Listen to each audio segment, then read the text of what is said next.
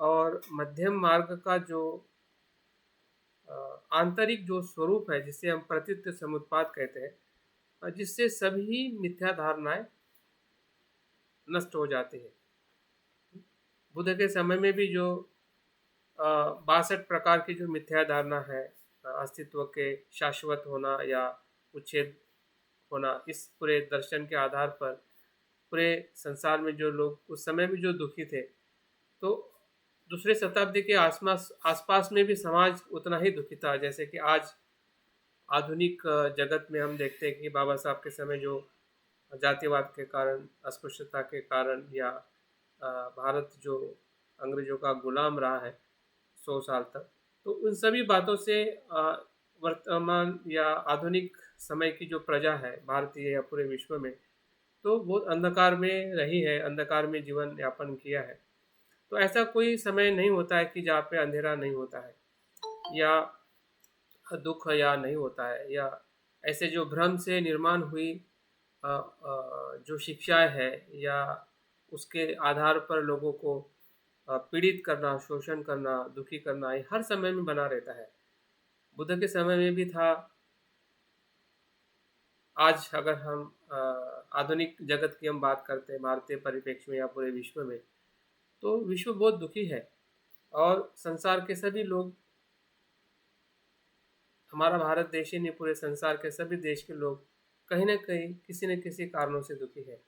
तो सभी कारणों के पीछे अगर कुछ प्रक्रिया घटित हो रही है, तो उसके पीछे प्रतीत्य समुत्पाद का ही दर्शन है।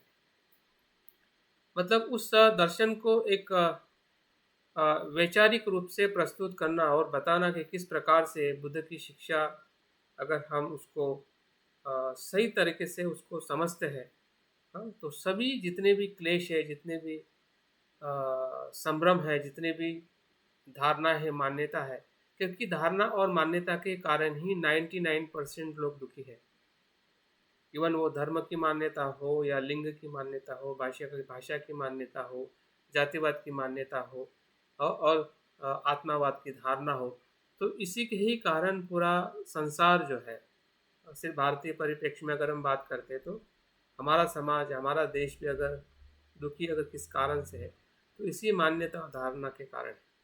और इसी ही धारणा को और मान्यता को तोड़ने का जो साधन, जो नागार्जुन जी ने जो बताया है, जो बुद्ध से आई हुई शिक्षाओं का ही उन्होंने प्रतीत्य समुत्पाद का आधार लेके जो उन्होंने बात की है, तो उनके पहले शब्द में ही पता चलता है, जो कि हमने अभ्यास के माध्यम से जाना है, कि नागार्जुन जी का शून्यतावाद जो है, इन 5 संदों की सत्ता निरपेक्ष नहीं है, परस्पर संबंधित को ही माध्यमिक शून्य कहते हैं। देखिए, एक ही शब्द में है।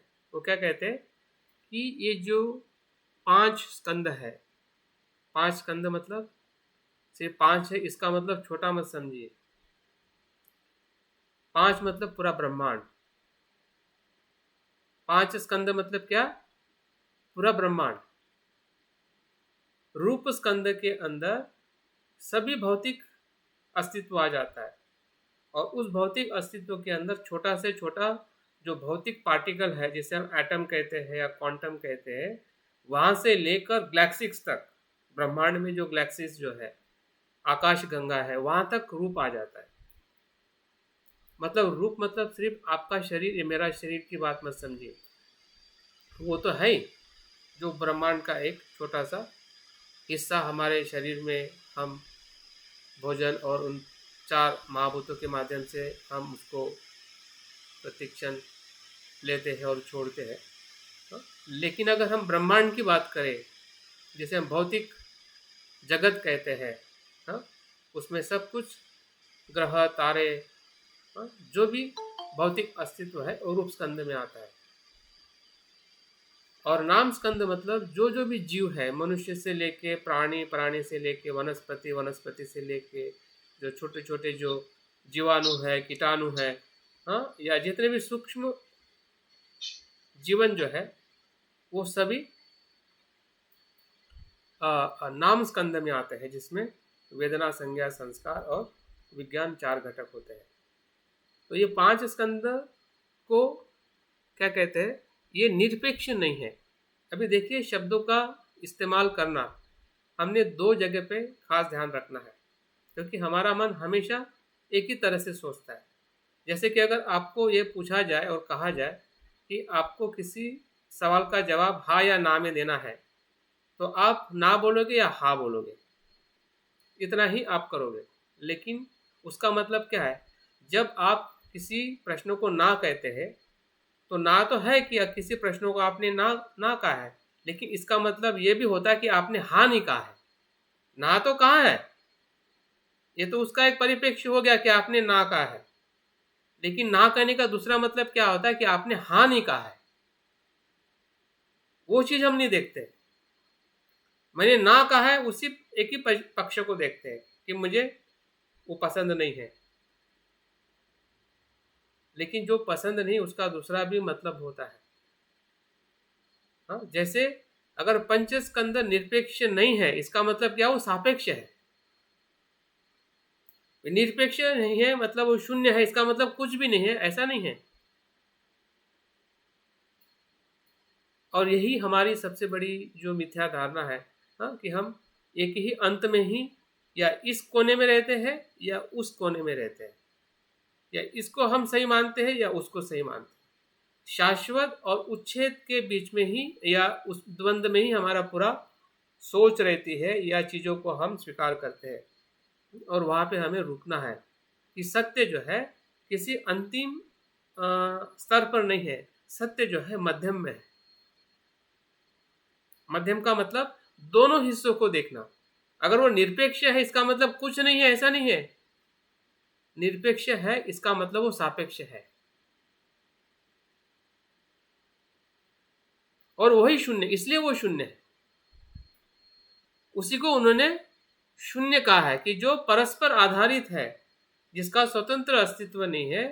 माध्यमिका मतलब मध्यम में रहना, माध्यमिका का मतलब मध्यम मार्ग। हाँ? और मध्यम कब है, कि जब हम परस्पर सापेक्ष वस्तु को, सापेक्षता के अनुभव को हम स्वीकार करते हैं। निरपेक्ष सत्य भी सापेक्ष सत्य पे आधारित है। जैसे हम निरपेक्ष सत्य जो निर्वाण है, जो हम आगे देखने वाले हैं, हाँ? तो निरपेक्ष भी अगर कोई अस्तित्व है जिसे हम निर्वाण कहते हैं, वो भी संसार पर आधारित है, वो अपने आप में निरपेक्ष नहीं है। तो इस प्रकार से मतलब चीजों को पूरे उस मध्यम मार्ग के तत्वों के आधार पर देखना, यही सबसे बड़ी खोज जो बुद्ध ने आर्यष्टांगिक मार्ग से, जो हमें मध्यम मार्ग के स्वरूप में हम व्यवहारिक तौर पे उसको हम देखते हैं कि जो सांसारिक जीवन और जो आत्मक्लेश वाले के दोनों के जीवन के बीच में बुद्ध ने मध्यम मार्ग का जीवन बताया, जो आर्यष्टांगिक मार्ग है, शील समाधि प्रज्ञा। तो उसी प्रकार से जो हमने अपने विचारों को या हमारी जो कुछ भी धारणाएं हैं, उसको भी हमने दार्शनिक तौर पर, हाँ, सही तरीके से उसको हमने समझने का प्रयास करना चाहिए कि क्या हम एक ही पक्ष में तो नहीं देख रहे, दूसरा पक्ष छूट नहीं जा रहा है, और छूट ही जाता है। और छूटने के कारण ही हम कितने भी कुशल रहे, कितना भी हम सन्मार्ग पर है, लेकिन प्रज्ञा के भीतर हम नहीं जा सकते हैं। प्रज्ञा के भीतर जाने का मतलब ये है कि आपको सापेक्ष तत्व को या प्रतीत समुत्पाद को आपको समझना ही पड़ेगा, जहाँ पे आपका या हमारा जो स्व जो है, वो भ्रम जो है वो टूट जाता है। और जब स्व का भ्रम टूट जाता है, जिसे हम मिथ्या धारणा करते हैं, सत्काय दृष्टि कहते हैं, आत्मवादी दृष्टि कहते हैं, वो जब टूट जाता है तो समझ जाइए कि हमारा जो मार्ग जो है, हाँ, वो वहाँ से सही मध्यम मार्ग पे या सम्यक दृष्टि पे आगे बढ़ सकता है। वसंत भाव, आप अपने माइक को म्यूट कर दीजिए। वो आवाज कट रही है आपके बराबर नहीं है। मेरी आवाज कट रही है, ठीक है। बाकी लोगों को आवाज सही आ रही है? क्लियर है सर, सही आ रही है सर। ओके, सही है। तो ये सभी जो है परस्पर संबंधित को ही माध्यमिक शून्य कहते हैं। और ये शून्यता जो है, ये सभी धर्म का स्वभाव है। जैसे कि हमने धर्म में पिछले 2 दिन के पहले स्लाइड में देखा था कि धर्म मतलब सिर्फ बुद्ध की शिक्षा नहीं। कभी कभी हम धर्म को इतने ऑर्थोडॉक्स हो जाते हैं कि धर्म मतलब बुद्ध की शिक्षा, वो तो है ही, लेकिन धर्म मतलब यहाँ पे जो धर्म का परिप्रेक्ष्य जो है वो अस्तित्व के साथ में जुड़ा हुआ है, वो प्रतीत्य समुत्पाद के साथ में जुड़ा हुआ है। और इसलिए जो धर्म जो है किसी भी वस्तु का स्वभाव मतलब धर्म, फिर आपके पंचस्कंद का हो या बाहर के जो विषय हो अंदर के हो, हाँ, उस सभी विषयों का धर्म है, उसको धर्म कहा गया है। कभी कभी धर्म शब्द को हम एक ही परिप्रेक्ष्य में देखने की वजह से हमें वो चीज़ें समझ में नहीं आती है कि अगर धर्म का स्वभाव शून्य है इसका मतलब क्या। और इस धर्म का स्वभाव जो है वो भी इसलिए शून्य है क्योंकि उसका भी, धर्म का भी स्वतंत्र ऐसा अस्तित्व नहीं है। और उसमें वो सभी चीज़ें आ जाती है कि उत्पत्ति होना हो, गति होना हो, दुख हो, बंधन हो, मोक्ष हो, ये सभी धारणाएं जो है, हाँ, जब हम तर्क सहित समीक्षा करते हैं तो ये सिद्ध किया कि सभी धर्मों में विरोधी धर्म उपस्थित होते हैं। हाँ, जितने भी धर्म के स्वरूप में हम सुख दुख या निर्वाण, संसार, ये सभी धारणाएं जो है, हाँ, ये अपने आप में स्वतंत्र नहीं है। ये किसी न किसी दूसरे हिस्से के आधार पर ही, हाँ, पहला हिस्सा अ इसलिए है क्योंकि बी है, बी इसलिए है क्योंकि ये है। बी का जो एग्जिस्टेंस है ए की वजह से है और ए का एग्जिस्टेंस बी के वजह से है। अगर बी नहीं होगा तो ये कहाँ से होता, अगर ये नहीं होता तो बी कहाँ से होता।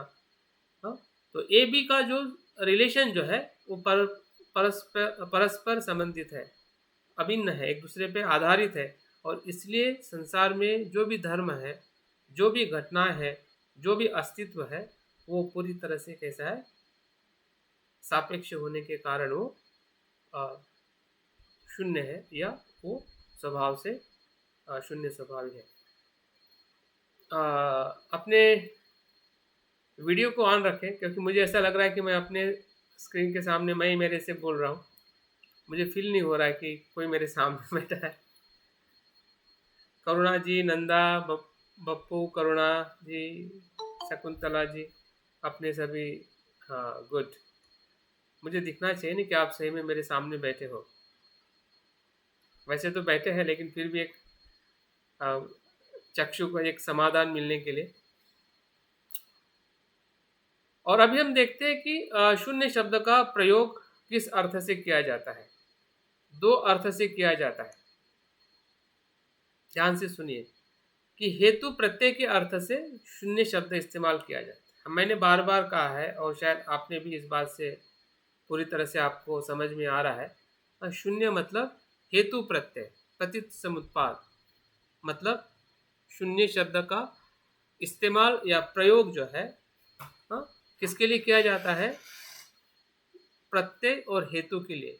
जो भी घटना, फिर पंचस्कंद का अस्तित्व हो या हमारा दुख हो, सुख हो, चिंता हो, भय हो, हाँ, संसार में जो कुछ भी घटित हो चुका है, हो रहा है, होने वाला है, हाँ, सब कुछ,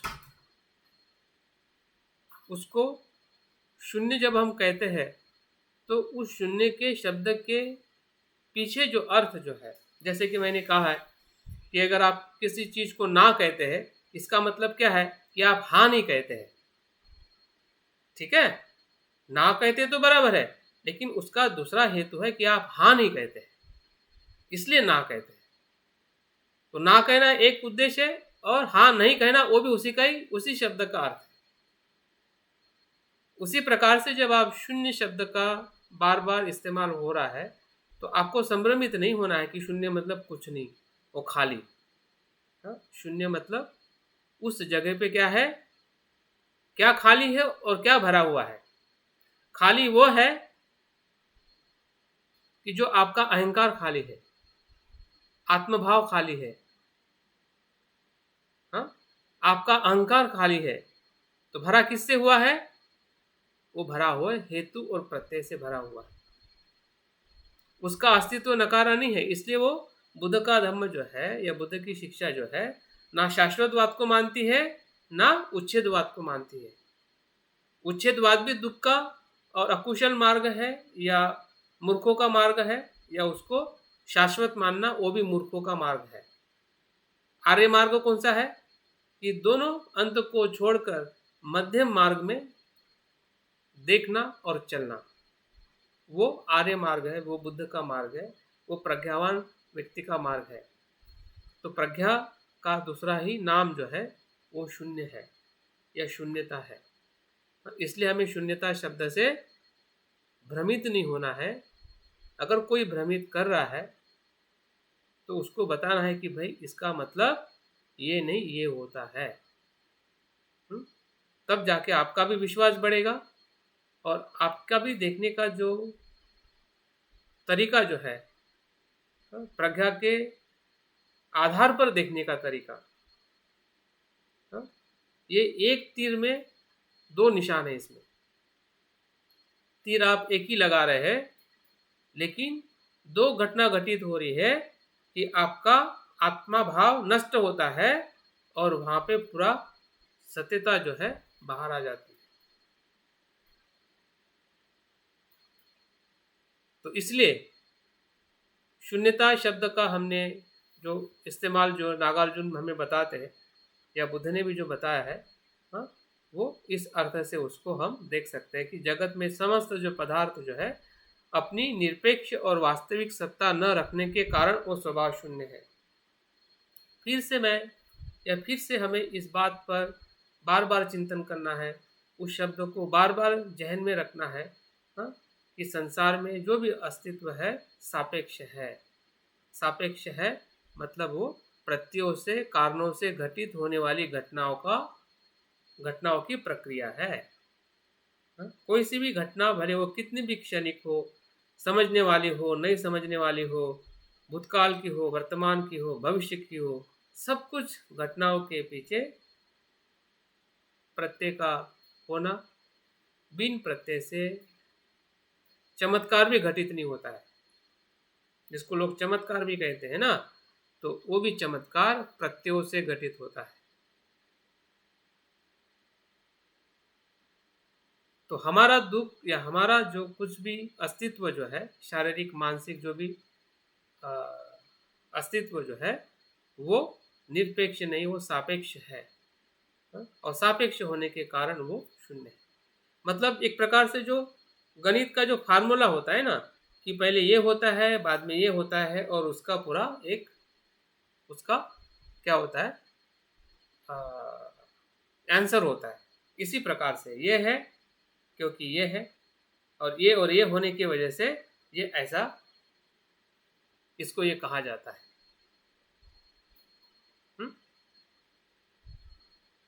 प्रतीत्व समुत्पाद होने से स्व का अस्तित्व नहीं है और इसलिए उसको शून्य कहा जाता है। ये सीधा फार्मूला। और शून्य इसलिए कहा जाता है क्योंकि किसी भी धर्म और वस्तु का स्वयं में स्वतंत्र अस्तित्व नहीं है, क्योंकि वो प्रतीत्व समुत्पन्न है। आप इधर से भी लेके जाओ तब भी वही मिलेगा, आप उधर से भी आओ तब भी वही मिलेगा। जब आप ना बोलते हैं इसका मतलब आप हाँ नहीं बोलते हैं, हाँ नहीं बोलते इसलिए ना बोलते हैं। आप नीचे से ऊपर जाओ कि ऊपर से नीचे जाओ, आप रूप को शून्यता कहो या शून्यता को रूप कहो, या रूप के अंदर शून्यता कहो या शून्यता के अंदर रूप कहो, क्योंकि वो प्रतीत समुत्पन्न है, इसलिए वो यही से इस्तेमाल करो, वहां से इस्तेमाल करो, आपको जो इक्वल जो मिलेगा वो क्या मिलेगा, शून्य मिलेगा। थोड़ा सर, हाँ जी थोड़ा सर थोड़ा रोज की अपेक्षा से तो बहुत ही फास्ट चल रहा है। हाँ ठीक है, बाकी को पूछिए, मुझे लगा बस ठीक, थोड़ा ठीक है, ठीक। तो शून्यता मतलब हमारे बहुत ही आसपास का अनुभव है, ऐसा समझ के उसको देखने का प्रयास करें।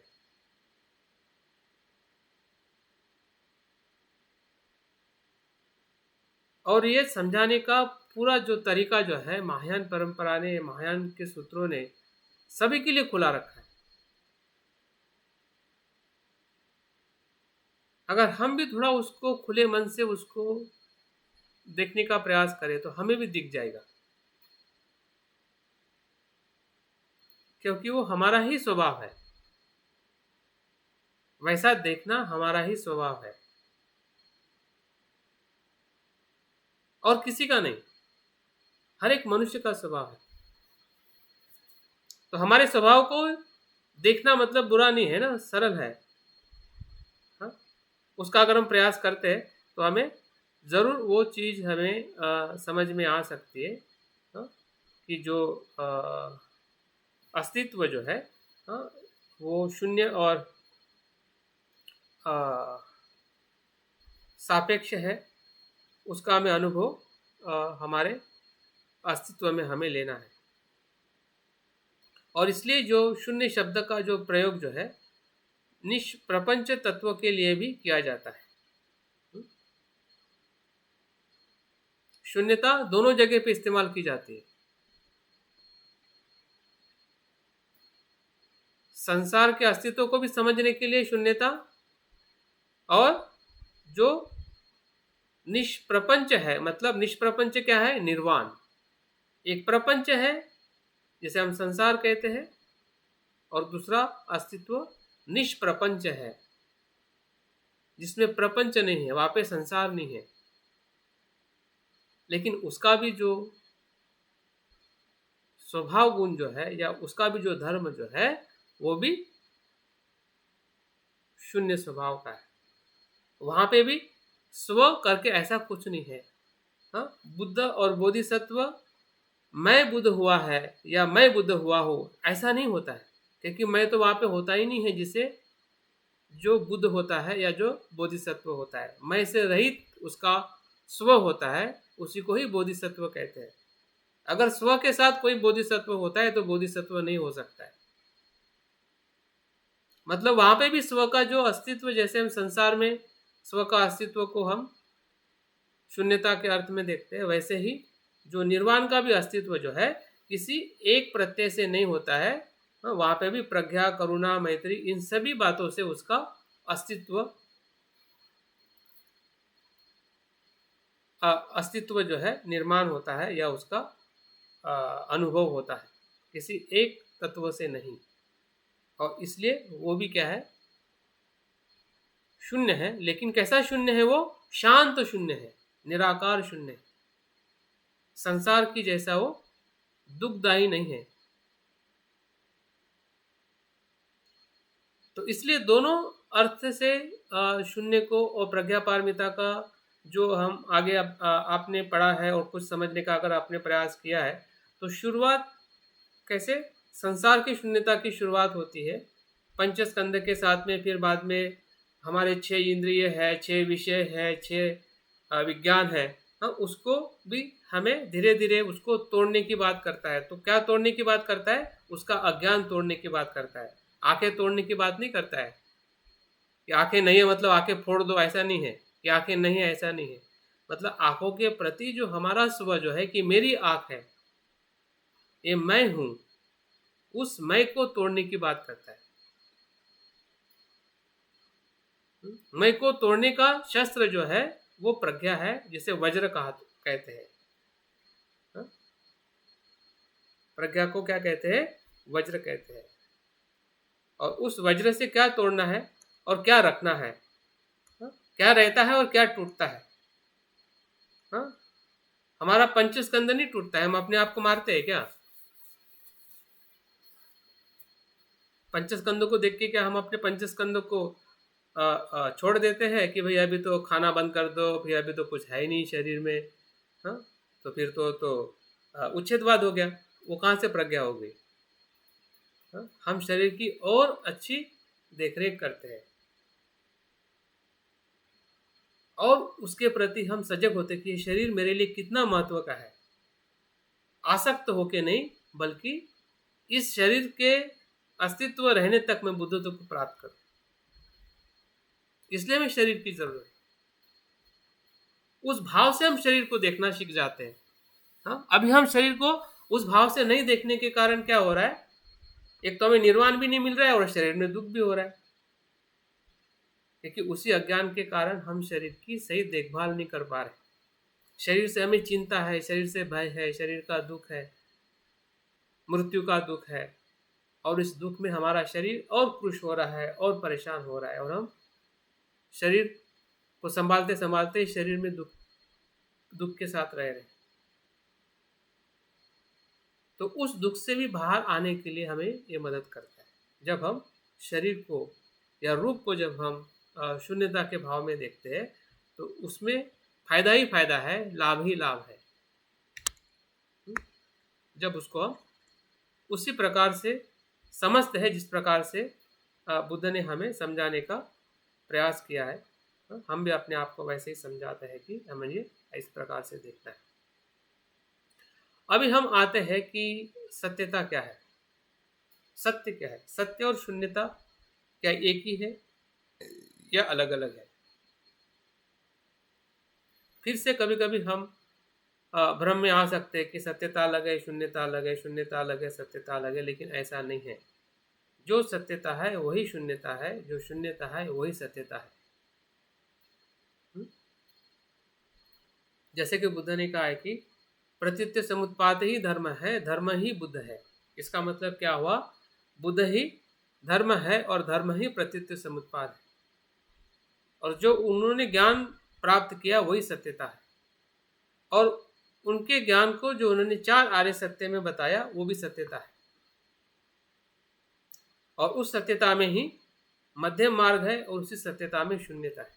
लेकिन फिर भी जब हम अलग अलग दर्शन की बात करते हैं या कुछ और थोड़ा हमें और ज़्यादा समझाने का प्रयास करते हैं, जैसे कि बुद्ध ने 4 आर्य सत्य के माध्यम से हमें ये दुख है, दुख का कारण है, ये दुख का निरोध है, और ये दुख से मुक्त होने का मार्ग है, तो उसी 4 आर्य सत्य को आने वाले कुछ वर्षों के बाद जो हमारे महान आचार्य हुए हैं, उन्होंने उसी सत्य को थोड़ा उसको और एक दूसरे स्वरूप में रखने का प्रयास किया है। तो वो सत्य क्या है? उसको संवृत्ति सत्य कहते हैं और दूसरा पारमार्थिक सत्य कहते हैं। अब ये संवृत्तिक सत्य और परमार्थिक सत्य जो है वो शून्यता के साथ में जुड़ा हुआ है। कौन से प्रकार की शून्यता संवृत्त सत्य में होती है, कौन से प्रकार की शून्यता पारमार्थिक सत्य में होती है, अभी जस्ट मैंने जो बताया है वही इसका अर्थ है। मैंने क्या बताया अभी कुछ क्षण पहले कि जो संसार की जो सापेक्षता जो है वो संसार की शून्यता है, और निर्वाण की जो सापेक्षता जो है वो निर्वाण की शून्यता है। तो उसी ही अनुभव को माध्यमिक दर्शन में या नागार्जुन जी ने 2 सत्य के तत्वों में उसको प्रस्तापित किया है। तो संवृत्त सत्य वो है जिसे हम प्रपंच विषय कहते हैं, मतलब सांसारिक सत्य, जिसमें हम प्रपंच बनाते हैं, जिसमें हमारा जन्म हुआ है, जिसमें हमें 6 इंद्रियों के माध्यम से जो कुछ भी हम संसार बनाते हैं, जो प्रतीत्य समुत्पन्न है, इसी ही तत्व के आधार पर जो सत्य जो है वो संवृत्ति सत्य है। संवृत्त मतलब वृत्ति संस्कारों से निर्माण हुआ सत्य। इस तत्व को ये तत्व क्या करता है? संवृत्त का मतलब क्या होता है कि जो वास्तविक सत्य जो है उसको ढक के रखता है, इसको, इसलिए उसको संवृत्त सत्य कहते हैं। किसको ढक के रखता है? वास्तविक सत्य को, मतलब बुद्धत्व के सत्य को वो ढक के रखता है, इसलिए उसको संवृत्ति सत्य कहा जाता है।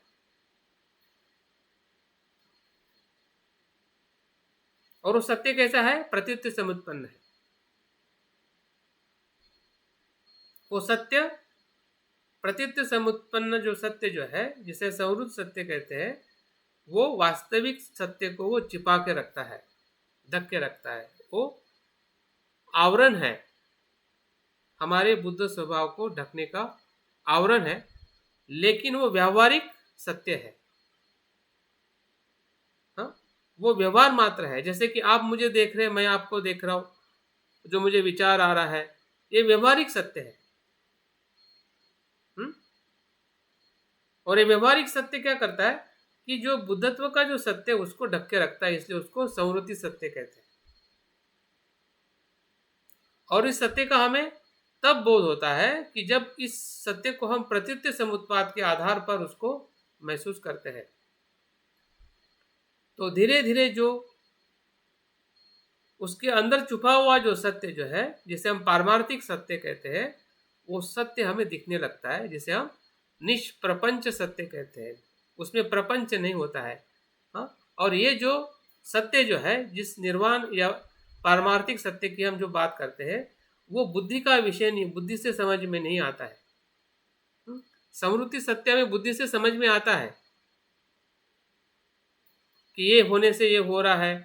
हाँ, ये कारण से हमें ये लोभ हो रहा है, द्वेष हो रहा है, हमारा जो जीवन का जो चक्र चल रहा है वो हमें समझ में आता है। लेकिन पारमार्थिक सत्य जो है वो बुद्धि से समझ में नहीं आता है। वो मन को शांत करने से, हाँ, ध्यान के भीतर जाने से ही, हाँ, या जो स्व की जो आसक्ति का टूट जाने से ही वो समझ में आता है। अगर स्व की आसक्ति अगर नहीं टूटती है तो पारमार्थिक सत्य हमें समझ में नहीं आता है। और इसलिए उसको इस प्रकार से भी बताया जाता है कि संवृत्ति सत्य जो है वो हमारे सामान्य लोगों का सत्य जो है सत्य है।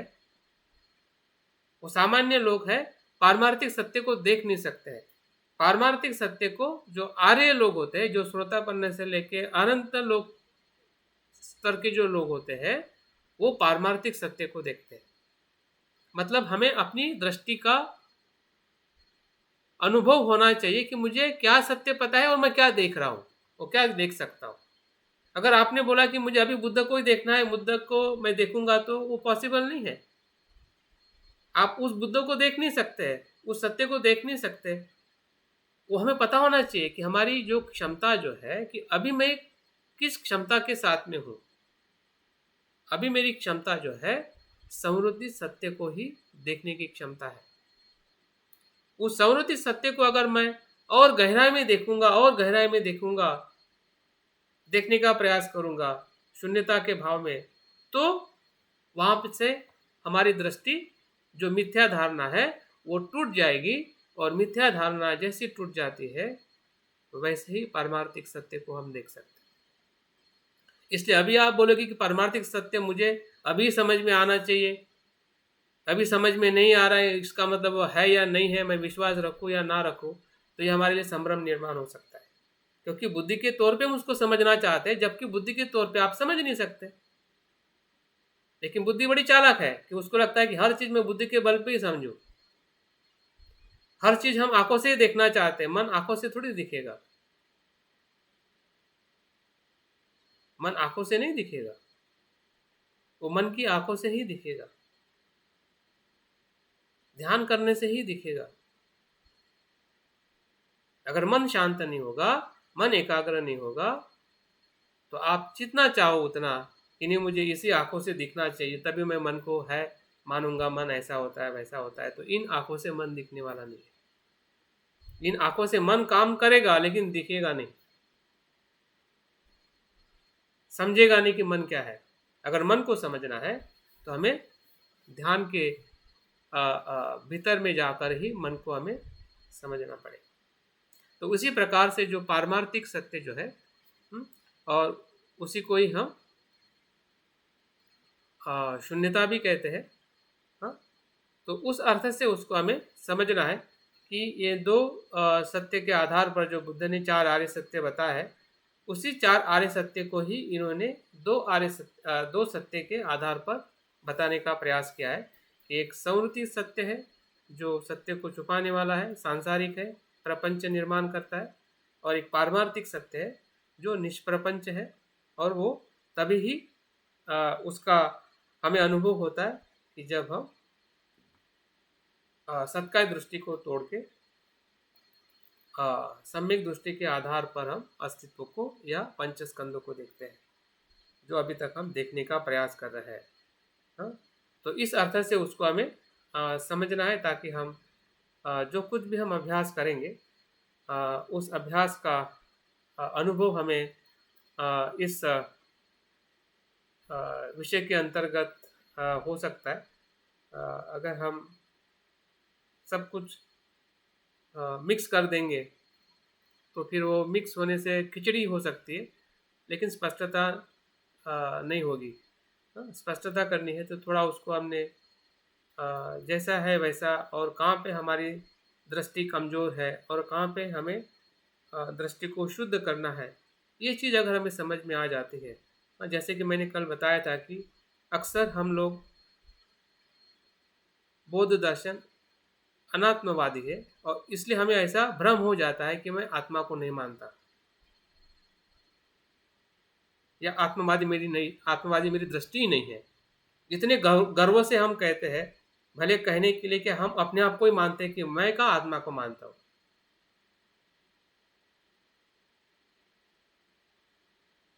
तो ये कितने भ्रम में हम हैं। तो ऐसा क्यों हो रहा है? ये इसलिए हो रहा है क्योंकि हम उस शब्दों को सिर्फ दार्शनिक रूप में देख रहे हैं, शिक्षा के रूप में देख रहे हैं कि बुद्ध ने आत्मा को नकारा है और अनात्मवाद का दर्शन दिया है, तो मैं भी अनात्मवादी हूँ। तो इसलिए हो रहा है क्योंकि हम वो समझ नहीं पा रहे कि ये सही में कहाँ पे मेरी आत्मावादी दृष्टि है, और जहाँ पे मुझे वो तोड़ने के लिए बुद्ध ने कहा है। सिर्फ मान लेने के लिए नहीं कि आप अनात्मवादी हो। हमने तो मान लिया कि हम अनात्मवादी है। जाना क्या आपने कि आप सही में अनात्मवादी है। जैसे जैसे जानोगे वैसे वैसे आत्मवादी दृष्टि दिखाई देगी, और आत्मवादी इसलिए देखेगी क्योंकि हम अपने पंच स्कंदों को उस स्वरहित होने की जो प्रक्रिया है, या प्रतीत समुत्पाद होने की प्रक्रिया है, उसको हम अपने पंचस्कंद में देख नहीं पा रहे, और इसलिए हमारा जो आत्मावादी दृष्टिकोण जो है, भले दार्शनिक रूप में हम अपने आप को आत्मावादी नहीं कहते, लेकिन व्यवहारिक रूप में और सांसारिक रूप में हम आत्मावादी है। इस पे हमने कम से कम अपने लिए प्रामाणिकता से उसको देखना चाहिए, तब जाके हमारा भ्रम भी टूटेगा जो हमने निर्माण किया है, और जो नैसर्गिक रूप में जो भ्रम निर्माण है हमारे अस्तित्व में, वो भी तोड़ने के लिए हमें रास्ता मिल जाएगा। अभी तोड़ने के लिए रास्ता इसलिए नहीं बन रहा कि हमने ऐसा भ्रम बना दिया कि मैं अनात्मवादी हूँ। तो अनात्मवादी हूँ ऐसा भ्रम बना दिया तो कहाँ से आत्मा टूटेगा? वो तो हर जगह पे कार्य करेगा। वो हर जगह पे कार्य करेगा और पता ही नहीं चलेगा वो किस प्रकार से वो हमें जकड़ा हुआ है और हम उसको पकड़े हुए हैं। तो आगे और एक दर्शन है जिसे हम योगाचार और विज्ञानवाद कहते हैं, क्योंकि शुरुआत में शायद मैंने सूत्र का जब पठन किया था, वज्र चदिका सूत्र, तो उसमें 3 जो बातें बताई थी, या पूरे बौद्ध धर्म का निचोड़ ही एक प्रकार से प्रज्ञा पारमिता है। उसमें थेरवाद की भी परंपरा है, महायान की या माध्यमिक परंपरा है, उसमें विज्ञानवाद की भी परंपरा है। सभी परंपरा को इकट्ठा करके इसमें सब कुछ उसमें बताने का प्रयास किया है कि किस प्रकार से प्रज्ञा को हम हर एक परंपरा के दर्शन के आधार पर हम समझना चाहिए, ताकि हमें ऐसा ना लगे कि नहीं उस दर्शन में सत्य कुछ अलग बताया है, उसमें कुछ अलग बताया है, तो फिर हम खुद ही अपने दर्शन से ही हम संभ्रमित हो जाते हैं। तो इसलिए इस प्रज्ञापारमिता सूत्र के प्रज्ञा के अनुभव में सब कुछ दर्शन को इकट्ठा करके हमें स्टेप बाय स्टेप उसको बताते हुए, वो सभी कड़ियों, सभी प्रज्ञा का उसमें इस्तेमाल करके हमें शून्यता का अनुभव कैसे है और कैसे उसको देखना है उसका उसमें वर्णन किया है। अभी हम आते विज्ञानवाद के मत से 3 प्रकार के सत्य हैं। उस सत्य को उन्होंने 3 स्तर पर विभाजित किया है। अब ये 3 स्तर समझना भी ज़्यादा ज़रूरी है, क्योंकि इसमें हमें थोड़ा और उसका सूक्ष्म विभाजन किया गया है, जिसको हम आत्मा भाव कहते हैं, और उसी को सत्य मानते हैं। उसको परिकल्पित सत्य कहा जाता है, जो कल्पित है, जो कल्पनाओं पे आधार पर जो हमने सत्य बनाया है संसार के सभी लोगों ने, आपने, मैंने और सभी ने, वो भ्रमित सत्य है। आत्मा को मानना या ईश्वर को मानना या किसी भी गलत धारणा मान्यता को मानकर उसी को सत्य मानना, उस मान्यता धारणाओं को मानकर उसी को ही सत्य मानना वो भ्रमित सत्य है। अभी उदाहरण के तौर पे इसको ऐसा देखा जा सकता है कि आप जब अंधेरे में चलते हैं और चलते चलते आपको कोई नीचे चीज गिरी हुई रहती है और आपको लगता है कि वो सांप है, तो भ्रम निर्माण हुआ। वो भ्रमित सत्य है। या ऐसा भी अक्सर होता है कि अ, दूर से आपको लगता है कि कोई आ रहा है और आपको लगता है कि मेरा मित्र है, लेकिन जैसे जैसे पास में आता है तो आपका भ्रम टूट जाता है कि भाई ये तो मेरा मित्र नहीं है।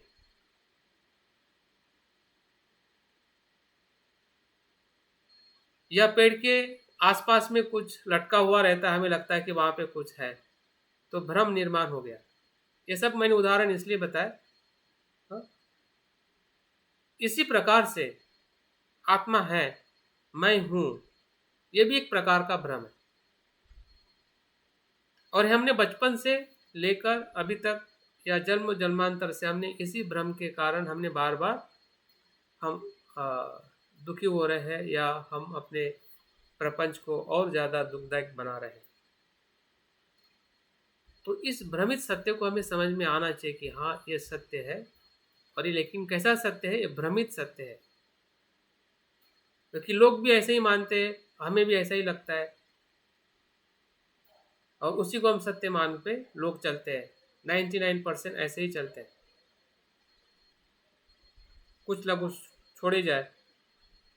हाँ, तो वो दूसरे प्रकार के सत्य को देखते हैं जिसे हम परतंत्र सत्य कहते हैं, सापेक्ष सत्य कहते हैं। कि जैसे कि आपको अंधेरे में ऐसा कुछ दिखा कि वो सांप है, लेकिन वहां पे आप स्थिर होके उसको देखते हैं कि सही में क्या है, और आप जानते हैं कि ये तो कपड़े का टुकड़ा है। तो आपने क्या किया? उस सत्य को, उसके सापेक्षता को देखा, महसूस किया, और आपका भ्रम मुक्त हो गया और आपने जैसा है वैसा देखा। तो हम पंचस्कंदों को जब मैं करके देखते हैं, मेरा करके देखते हैं, वो भ्रमित सत्य है।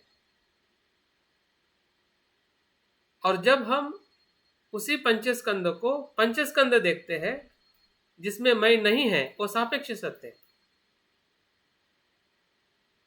क्योंकि ये होने से ये हो रहा है, ऐसा हम पंचस्कंद को देखते हैं, वो सापेक्ष सत्य। मैं होने से, आत्मा होने से ये हो रहा है, ये होता है, ऐसा नहीं देखते हैं। अगर वैसा देखते हैं तो वो भ्रमित सत्य है। मतलब इसका द्वंद्व जो है या इसकी जो अनुभूति हमें बार बार होती रहनी चाहिए और पहचान में आना चाहिए कि हाँ ये मेरा भ्रमित सत्य है। हाँ? और इसको जब मैं इस भ्रम के पीछे के कारण को देखता हूं, तब वही भ्रम जो है टूट के वो सापेक्ष सत्य में परिवर्तित होता है। समझ में आने लगता है कि जो कुछ भी मन में आने वाले विचार हो, धारणा हो, या पंचस्कंद का जो कुछ भी उत्पन्न होना हो, लय होना हो, वो किसी आत्मा या मैं या किसी नित्य तत्व से ऐसा कुछ नहीं होता है। जो कुछ भी होता है प्रतीत समुत्पन्न। तो ये सापेक्ष सत्य है, जैसे हम प्रतीत समुत्पाद कहते हैं, ये होने से ये होता है, ये होने से ये होता है। इस प्रकार से देखना मतलब सापेक्ष सत्य। इसमें थोड़ा हमें ज़्यादा से ज़्यादा आने का प्रयास करना है। इसमें अगर हम आते हैं और हमारी सफलता बढ़ जाती है, तब जाके हम परिनिष्पन्न सत्य को पाते हैं, जिसे हम परमार्थ सत्य कहते हैं। दूसरे शब्द में उसको हम निर्वाण कहते हैं। तो इन तीन सत्यों की बात, और इसी तीन सत्य के आधार पर ही शून्यता का अर्थ भी यहाँ पे वही होता है, सांसारिक शून्यता और पारमार्थिक शून्यता, या निरपेक्ष शून्यता। तो उस प्रकार से भी उसको प्रज्ञा पारमिता में देखा जाता है। तो इस प्रकार से भी सत्यता का जो तत्व जो है, उसको हमें भली बातें समझना चाहिए या समझने का प्रयास करना है। अगर नहीं समझा है तो आप ज़रूर कल के सत्र में आप प्रश्न निर्माण कर सकते हैं। ताकि आप उसको और ज़्यादा गहराई से समझ सकें। अभी हम आते हैं शून्यता के प्रकार में। ये परिनिष्पन्न सत्य को जरा 2 बार समझाओ ना। वो समझाने की जरूरत नहीं है। रिपीट। परिनिष्पन्न मतलब निर्वाण का सत्य, अमरीश भाई, ओके। और कुछ नहीं, जिसमें प्रपंच नहीं है। प्रपंच रहित सत्य मतलब निर्वाण या बुद्धत्व। ठीक है। ओके। हाँ, अभी हम 4 प्रकार की शून्यता की बात करते हैं, और यही 4 प्रकार की शून्यता आपके या हमारे इस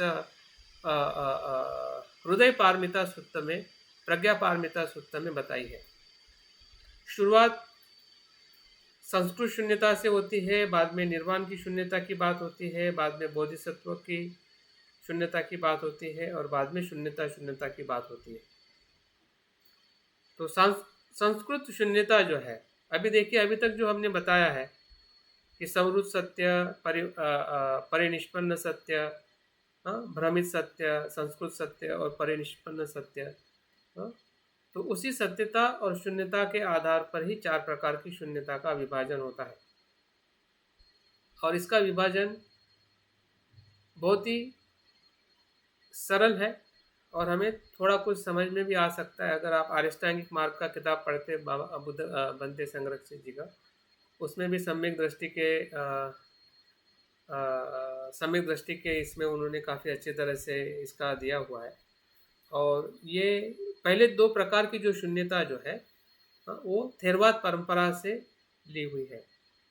इसका मतलब थेरवाद परंपरा से ली है इसलिए महायान परंपरा में नहीं है, ऐसा नहीं है, बल्कि महायान परंपरा में थोड़ा शून्यता का और विस्तारित स्वरूप उसको विकसित किया गया है, या विस्तारित स्वरूप के बारे में उन्होंने उसका अनुभव बताया है, जिसे हम बोधिसत्व की शून्यता कहते हैं या महाशून्यता कहते हैं, और शून्यता कहते हैं बुद्धत्व की अनुभूति। जो गते गते पार संगते बोधि स्वा, ये जो मंत्र जो है वो भी इस 4 शून्यता को दर्शाता है। पहले जो शब्द है गते गते, ये सांस्कृतिक शून्यता है, संसार चक्र है।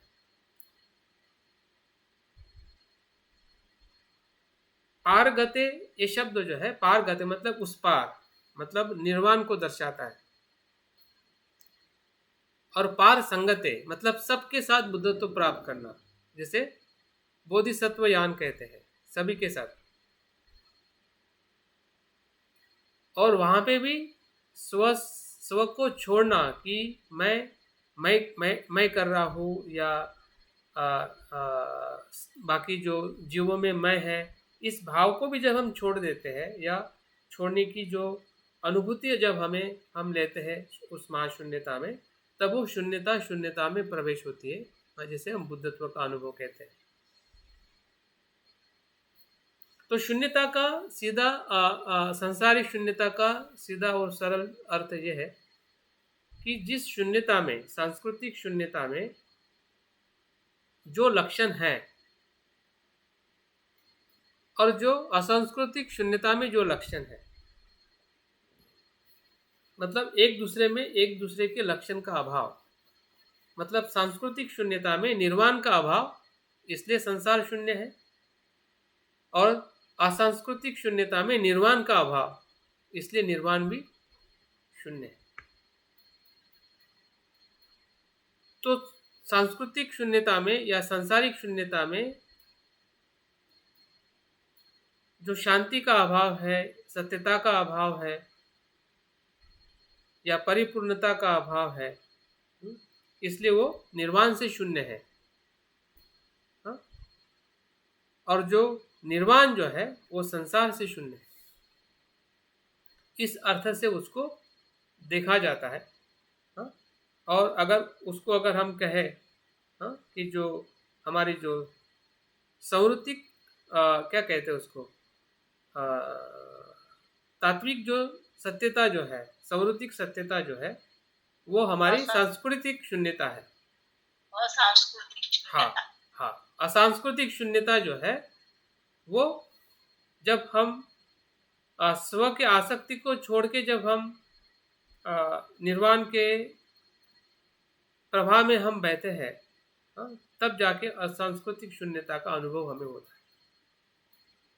अगर हमारे स्व को, आसक्ति को या भ्रम को नहीं छोड़ते हैं तो वो सांस्कृतिक शून्यता में ही हमारा अस्तित्व बार बार उत्पन्न होता है और लय होता है। और जब हम बोधिसत्व मार्ग का अनुसरण करते हैं तो वो महाशून्यता में प्रवेश होता है, और उसका भी हम जब त्याग करते हैं, उस विचार का भी त्याग करते हैं, हाँ, तो हम शून्यता में प्रवेश करते हैं। तो ये जो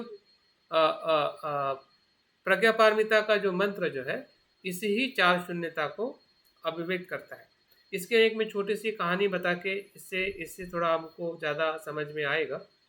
कहानी ऐसी है कि दो मित्र होते हैं, और दोनों मित्र जो है आध्यात्मिक सफ़र के लिए निकलते हैं, मतलब प्रवास के लिए निकलते हैं कि जहाँ पे उनको सत्य का अनुभव हो, ऐसी जगह या ऐसा उद्देश्य लेके वो एक जगह से दोनों मित्र प्रवास के लिए निकलते हैं। उनका प्रवास काफ़ी लंबा होता है, कुछ सप्ताह कुछ दिन वो गांव से होते हुए निकलते हैं। फिर जंगलों का रास्ता शुरू होता है, फिर पहाड़ों का रास्ता शुरू होता है। इन सभी रास्तों से गुजरते गुजरते फिर एक ऐसी परिस्थिति आती है, वहाँ पे पूरा क्या कहते हैं उसको, वाड़वंट को क्या कहते हैं हिंदी में, रेतीली रेतीली जगह होती है, रेगिस्तान। हाँ, रेगिस्तान के समय में उनको सबसे ज़्यादा परेशानी होती है, क्योंकि रेगिस्तान एक ऐसी जगह है कि जहाँ पे ना पानी मिलता है, ना हवा होती है, ना मतलब छत होती है। तो वो सफ़र उनके लिए सबसे ज़्यादा कठिन और बहुत ही त्रासदायक होता है, क्योंकि तब तक उनके पास में जो खाने की चीज़ है, पीने की चीज़ है, सब कुछ समाप्त होने लगती है। और रेगिस्तान के बीचों बीच वो आ चुके रहते हैं कि जहाँ पे ना कोई आने वाला दिखता है, ना जाने वाला दिखता है। नीचे देखो, ऊपर देखो, चारों तरफ रेगिस्तान ही रेगिस्तान। फिर भी वो प्रयास करते हैं कि नहीं, कुछ तो सामने होगा, कुछ तो आगे होगा, कुछ तो आगे होगा। और उनको ऐसे भ्रम भी होने लगते हैं कि सामने कुछ पानी है। तो जैसे उस जगह पे जाते हैं तो देखता है कि वहाँ पे पानी नहीं होता है, क्योंकि वो सूरज के प्रकाश में वो पानी जैसा दिखने लगता है। जो भ्रम जो निर्माण होता है, या उस प्रकाश के कारण, हाँ, रेत भी पानी जैसी दिखने लगती है। और जैसे वहाँ पे पहुँचते हैं, यहाँ पे पानी होगा, लेकिन वहाँ पे पानी नहीं होता है। तो इस प्रकार से जैसे जैसे प्रवास आगे जाता है, कुछ दिन निकल जाते हैं, फिर से वो बड़ी मुश्किल से अपने अस्तित्व को टिकाए रहते हैं। ऐसे ही पहुँचते पहुँचते ऐसे एक सुंदर जगह के पास में वो पहुँचने वाले होते हैं। दोनों मित्र उस सुंदर बगीचे को देखते हैं, हाँ, कि जिस जगह को हम ढूंढने के लिए निकले थे, वो जगह अभी हमें दिख गई है। और इतनी कुछ परेशानी, इतनी कुछ प्यास और इतनी कुछ भूख थी कि एक मित्र क्या करता है कि उस सुंदर ऐसे जगह को देखने के बाद तुरंत उस जगह के भीतर वो चला जाता है और वो आनंद से रहने लगता है। लेकिन दूसरा मित्रों को ऐसा लगता है कि जगह तो मैंने ढूंढ ली है, मुझे सुख भी, आनंद भी मिल रहा है, लेकिन उन लोगों का क्या कि इस यात्रा से गुजरने वाले ऐसे हजारों लोग हैं, ये हजारों लोग रहेंगे कि जिनको ये पता ही नहीं होगा कि इतना सुंदर जगह, हाँ, इस रास्ते के इस तरफ पर है। तो इसलिए वो क्या करता है, फिर से उस बीच के रास्ते की तरफ आ जाता है, हाँ, ताकि वो बाकी लोगों को मदद कर सके और बता सके कि भाई ऐसे नहीं, इस रास्ते से नहीं, इस रास्ते से जाइए, ताकि आपको भोजन पानी और सब कुछ बहुत बेहतरीन मिलेगा। और पूरा जीवन वहाँ पे वो उसी जगह पर खड़ा रह के लोगों को बार बार मदद करता है।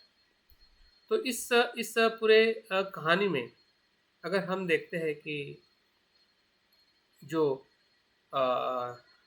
असंस्कृत शून्यता और महाशून्यता जो है, हाँ, संस्कारित शून्यता वो तो सभी में होती है, और सभी अस्तित्व उसी के साथ जुड़ा हुआ है जहाँ पे निर्वाण का अभाव है। लेकिन अगर निर्वाण की तरफ भी अगर हमारा प्रवास शुरू होता है, या हमने कर दिया है, जब से हम बौद्ध बने हैं और हमें लगता है कि मुझे निर्वाण को प्राप्त करना है। तो वो निर्वाण के प्राप्त के भीतर जब हम जा रहे हैं, हाँ, तो वो भी निर्वाण को प्राप्त करने का जो ये जो कहानी का जो एक मित्र जो है वो एक एक प्रकार से वो निर्वाण प्राप्त कर लिया, उस सुख को आनंद को प्राप्त कर दिया, हाँ, जिसको वो खोज रहा था, ऐसे परम शांति और जगह को, हाँ, वो सांस्कृतिक शून्यता से असंस्कृतिक शून्यता का उसको अनुभव मिल गया, हाँ, और अपने खुद के ही अस्तित्व में, हाँ, सुख और खुद के लिए ही सुख का आनंद लेकर वो जीवन जीने लगा। लेकिन उस सुख को भी त्याग कर, निर्वाण के सुख को जो त्यागता है वो महाशून्यता है। वो बोधिसत्व का आदर्श है कि जो दूसरा जो यात्री जो है, दूसरा जो मित्र जो है, वो उस मार्ग को स्वीकार करके अपने जो सुख का या उस निर्वाण के सुख का भी वो जब लोगों के हित और कल्याण के लिए जब परित्याग करता है तो वो महाशून्यता का अनुभव है। और वही महाशून्यता फिर शून्यता शून्यता में या बुद्धत्व के अनुभव में ले जाती है या उसका अनुभव कराती है। तो इस प्रकार से इस कहानी के माध्यम से हम इस चारों शून्यता का और हृदय पारमिता सूत्र का यही दर्शन है। अगर आपने ध्यान से पढ़ा है और फिर से एक बार आप ध्यान से ज़रूर पढ़ लेना, ताकि हर शब्दों के भीतर, हाँ, उसी के ही गुंज है, जिसको हम सांसारिक शून्यता कहते हैं, या निर्वाण की शून्यता कहते हैं, या महाशून्यता कहते हैं, या शून्यता शून्यता कहते हैं। उसके सिवा कुछ भी नहीं है। अगर हम शुरुआत की अगर हम बात करते हैं, पहले जो गाथा के शब्द है ये रूपम शून्यता शून्यता रूपम ना पृथक, ना रूपम पृथक शून्यता ना शून्यता पृथक रूपम यद रूपम सा शून्यता या शून्यता तद रूपम एवमेव वेदना संज्ञा संस्कार विज्ञान। तो ये एक प्रकार से ये संसारिक शून्यता का अनुभव है। सापेक्षवाद को देखना या प्रतीत समुत्पाद को देखना, शून्यता शून्यता ही रूप ही शून्यता है, रूप ही शून्यता है और शून्यता ही रूप है। मतलब रूप में स्वतंत्र अस्तित्व नहीं है और जिसको हम शून्यता कहते हैं वो शून्यता भी किसी का अभाव नहीं है, बल्कि वहाँ पे पंचस्कंद का अस्तित्व है। शून्य भी अपने आप में शून्य नहीं है, इसलिए तो उसको शून्य को रूप कहा गया है और रूप को शून्य कहा गया है। उसका अस्तित्व एक दूसरे के सापेक्षित है, एक दूसरे से आधारित है। इसलिए रूपम ना पृथक शून्यता ना शून्यता पृथक रूपम। ना रूप शून्यता से अलग है, ना शून्यता रूप से अलग है। यहाँ पे परस्पर जो उसका संबंध जो है रूप और शून्यता का, वो बताया गया है। और फिर आखिरी में ये बताया गया है कि रूप ही शून्यता है और शून्यता ही रूप है। तो ये सभी जो परिभाषा या जो बताने का प्रयास किया जा रहा है वो एक प्रकार से जो संसारिक शून्यता है, उसको दर्शाने के लिए, उसको समझाने के लिए, उसका अनुभव लेने के लिए, उसका साक्षात्कार करने के लिए हमें पंचस्कंदों को उस प्रकार से देखने के लिए कहा गया है। उसके बाद में जो सर्वधर्म शून्यता लक्षणा अनुत्पन्ना अनिरुद्धा अमला अविमला अनुना अपरिपूर्ण, ये क्या है? ये जो है ये किसके गुण है? ये जो गुण जो है ये शून्यता शून्यता के गुण है, जिसमें हम निर्वाण भी कह सकते हैं, जिसको हम महाशून्यता भी कह सकते हैं, जिसको हम शून्यता शून्यता भी कह सकते हैं। ये संपूर्ण सत्यता का अनुभव है, जो इन 6 गुणों के माध्यम से, तो इसके बारे में कल थोड़ा उसको हम विस्तारित रूप में देखेंगे। तो एक इस प्रकार से जो हम चारों शून्यता है या तीनों जो सत्य जो है, जो भ्रमित सत्य है या संवृत्ति सत्य है या परिनिष्पन्न सत्य है, तो इन सभी सत्यों को समझना, शून्यता को समझना, और शून्यता को समझने के लिए जो इन सूत्रों के माध्यम से जो हमें समझाने का या हम समझने का जो प्रयास करेंगे, तो निश्चित ही है कि ये सूत्र जो है वो हमारे हृदय को प्रकंपित करेगा। जिस प्रकार से अवलोकितेश्वर के हृदय को प्रकंपित किया, नहीं, उसमें ऐसा ही कहा गया ना कि उनके हृदय में एक बहुत बड़ा आघात हुआ, उसका पूरा सर हिल गया, और इतना हिला कि उसके सर के 11 टुकड़े हो गए, और 11 दिशाओं में उस सत्य को और गहरे अर्थ में देखे कि पंचस्कंद क्या है, स्वभाव शुद्ध है, स्वभाव शून्य है। तो उनके जैसे 11 टुकड़े, हमारे भी 11 टुकड़े होने चाहिए। मतलब 11 प्रकार से हमें हर जगह पे, हर दिशा में, सुबह शाम, सुख में दुख में, अंदर बाहर, भूतकाल में, वर्तमान में, भविष्य काल में, खुद के लिए, औरों के लिए, शत्रु के लिए, मित्र के लिए, जहाँ जहाँ तुम्हारा ध्यान जाए, ऐसी कोई दिशा छूटनी नहीं चाहिए कि जहाँ पे हमने पंचस्कंद स्वभाव शुद्ध देखने के लिए हमने प्रयास नहीं करना चाहिए। हर जगह पे करना चाहिए, क्योंकि हर जगह पे पंचस्कंद ही पंचस्कंद है। उसको उस सत्यता में देखना जो उसको शून्यता कहा गया है, या शून्यता का जो दर्शन जो है, वो हम हर स्तर पर, हर समय में हम उसको करने का प्रयास करना है। तभी हमारा प्रयास ही, इसलिए उसको प्रज्ञा पारमिता के प्रज्ञा में जो हमने देखा था कि ये चौथे प्रकार की प्रज्ञा है, प्रयत्न करना, प्रज्ञा पारमिता का आचरण का प्रयत्न करना।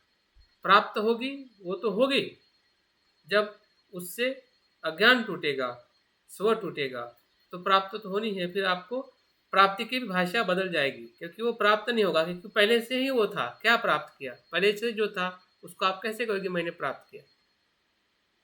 जो पहले से ही था, इसलिए उसको अप्राप्त कहते हैं। वो अप्राप्ति है, और इसलिए प्रज्ञा के तौर पे प्रज्ञा के पारमिता का आचरण करना, अध्ययन करना, और ये भी सबसे महत्वपूर्ण प्रज्ञा का स्तर है। उस प्रज्ञा के स्तर पे अगर हम प्रयास करते हैं तो मुझे लगता है कि निश्चित ही है, सत्यता हमारे बहुत ही समीप है, हम सत्य के समीप है, सत्य हमारे भीतर है और हम सत्य के भीतर है।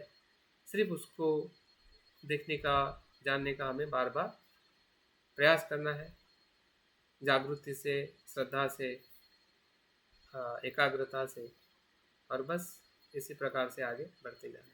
तो बहुत बहुत धन्यवाद। मुझे लगता है कि यहाँ पे मैं रुकना चाहूँगा, और कल हम हृदय सूत्र का ये जो 7 अध्ययन में उसको मैंने बांटा है, तो हर एक अध्ययन को हम थोड़ा संक्षिप्त में देखेंगे, और बाकी तो रोज़ हम उसका ध्यान और उसकी जो भी बाकी जो और कुछ तत्व है उसको हम देखने का प्रयास करेंगे।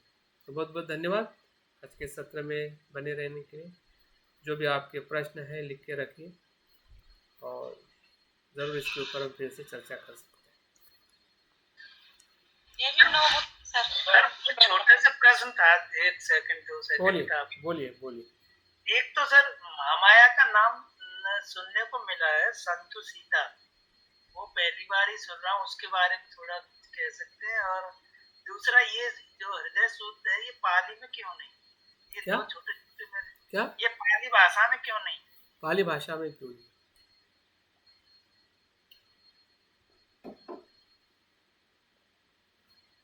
तो संतोषिता जो नाम मैंने भी कुछ समय से पहले ही मैं भी महामाया के नाम से ही जानता था कि बुद्ध ने महामाया को ही उपदेश दिया है। लेकिन महामाया तो वो उनके इस सांसारिक लोक का नाम था,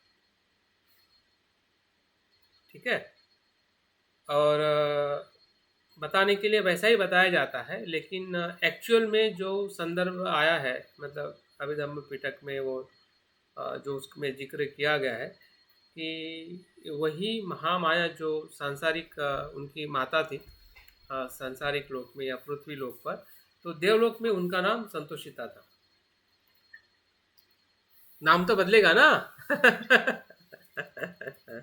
अगर देवलोक में जन्म हुआ तो महामाया थोड़ी रहेगी। तो हमारे लिए महामाया ही है, क्योंकि हमें वो उतना ही संदर्भ पता है, लेकिन जो उसमें बताया गया है कि उनका नाम संतोषिता था और बुद्ध की माता का पुनर्जन्म जिसे हम कहते हैं देवलोक में, तो उस नाम से उनको संबोधित किया जाता था और बुद्ध ने उनको ही उपदेश दिया है। और वो इसी ही प्रज्ञापारमिता का, या जिसे हम चित्त का धर्म कहते हैं, या चित्त की जो सूक्ष्मता है, अभिधम्म पिटक के तौर पे ही, जिसको हम उसका ही उसी के आधार पर प्रज्ञापारमिता का रचना हुई है, विकास हुआ है। तो इस प्रकार से उसको देखा जाता है। और जो आप बोल रहे हैं कि भाषा जो है, भाषा का संदर्भ बुद्ध के समय से समय में जो भाषा थी वो मागधी भाषा थी, और जो लोकल भाषा थी जिस भाषा में बुद्ध ने उपदेश दिए हैं। लेकिन अशोका के समय के बाद और करीबन उसके 200 साल के बाद जो भाषा का जो एक क्या कहते हैं इम्पोर्टेंट जो है वो बदलने लगा। जैसे कि आज हम भारत में रहते हुए भी भारतीय भाषा के साथ हम इंग्लिश का ज़्यादा इस्तेमाल करते हैं, ऐसा होता है ना। तो उसी प्रकार से उस समय जो लोकल भाषा जो लोग बोलते थे और जो आचार्य रहते थे, या जो आचार्यों की या विद्वानों की जो भाषा थी उस समय, मतलब अशोका के बाद के समय, वो संस्कृत होने लगी थी। और संस्कृत होने के कारण बौद्ध जो भी आचार्य उस समय बौद्ध बने या जिन्होंने पाली का भी अध्ययन किया, तो उनको कहीं ना कहीं चैलेंज लगने लगा कि अगर वो संस्कृत भाषा में अभ्यास नहीं करते, संस्कृत भाषा में अगर वो अपना शास्त्र और साहित्य नहीं लिखते, तो उस समय के जो भी ब्राह्मण पंडित है या जो भी रचनाकार है, तो उनके साथ में डिबेट है, या उस समय के उन भाषा के लोगों को समझाने के लिए जो बुद्ध की शिक्षाओं का जो भाषा का जो आधार है, वो नहीं मिलता। और इसके कारण जो सुत्त का, स्पेशली प्रज्ञापारमिता सुत्त या महायान सुत्त की जो रचनाएं जो हुई है, वो ओरिजिनल या शुद्ध संस्कृत में नहीं हुई है, या ये समझने जैसी है। तो संस्कृत और मगधी भाषा का मिक्स, जिसे हाइब्रिड संस्कृत कहते हैं, मतलब एक्चुअल संस्कृत नहीं है, जो ब्राह्मणों की जो भाषा जो है वो हाँ वो इस सुत्त की भाषा नहीं है, लेकिन हाइब्रिड, क्योंकि उस समय इसका कुछ एक प्रभुत्व बढ़ रहा था, और उसको इनकाउंटर करने के लिए, क्योंकि उस समय के जो विद्वान उसी भाषा का अभ्यास करके बौद्ध धर्म के दर्शन में आ रहे थे, और उसमें ज़्यादा डिबेट होते थे, या उसमें काफ़ी कुछ संवाद होता था उस भाषा के आधार पर।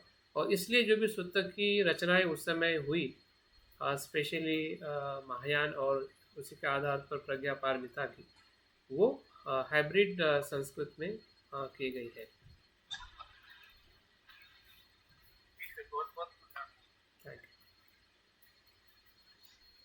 तो हाँ प्रेम जी,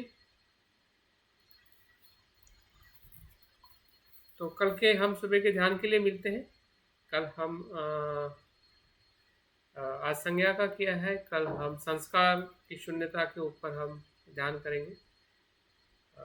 मुझे लगता है कि हर एक एक स्कंद पर जैसा जैसा हम एक अध्ययन और ध्यान करेंगे, वैसे वैसे हमारे पंच स्कंद के प्रति देखने का हमारा दृष्टिकोण है तो कुछ तो भी ढीला होगा, और ढीला होगा तो वहाँ से कुछ तो भी प्रकाश भीतर जाके हमें बार बार देखने का मौका मिलेगा कि हमारे पंच स्कंद जो है वो मैं, मेरा और आत्मा नहीं है। तो यही प्रज्ञा की झलक है। अगर किसी को हो रही है तो बहुत बहुत साधुआ, अगर नहीं भी हो रही है, होने की पूरी संभावना है।